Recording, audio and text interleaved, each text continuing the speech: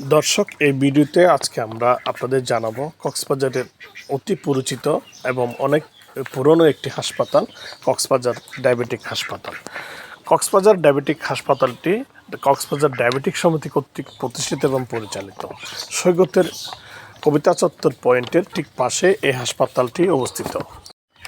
হাসপাতালে ঢুকে আমরা যেটা দেখতে পাচ্ছি, অনেক বিশাল এরিয়ার একটা জায়গা। এখানে যে সকালবেলা রোগীরা হাঁটতে পারে রয়েছে। এখানে এই পাশে ক্যান্টিন রয়েছে, স্বল্প মূল্যে সব ধরনের নাস্তার ব্যবস্থা আছে এই ক্যান্টিনে।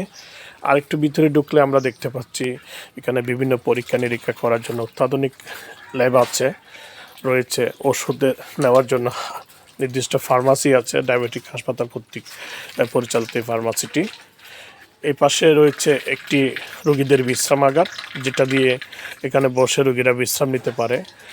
প্রথম পরীক্ষাটা দেওয়ার পরেই 2 ঘন্টা সময় লাগে। এই 2 ঘন্টা সময়ে রোগীরা হাঁটে, বিশ্রাম নেয়, নাস্তা করতে যায়।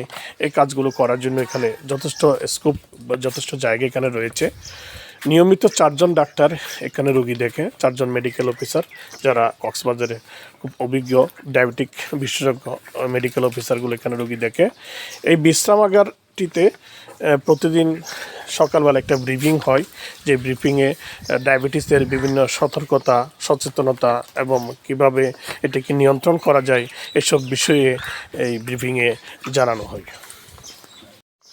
এক কথায় বলতে গেলে কক্সবাজারের ডায়াবেটিক চিকিৎসার জন্য কক্সবাজার জেলার বহু পুরনো এই প্রতিষ্ঠানটি অত্যন্ত গুরুত্বপূর্ণ একটা ভূমিকা পালন করে এবং জেলার বিভিন্ন জায়গা থেকে প্রতিদিন অসংখ্য রোগী এখানে যাতায়াত করে।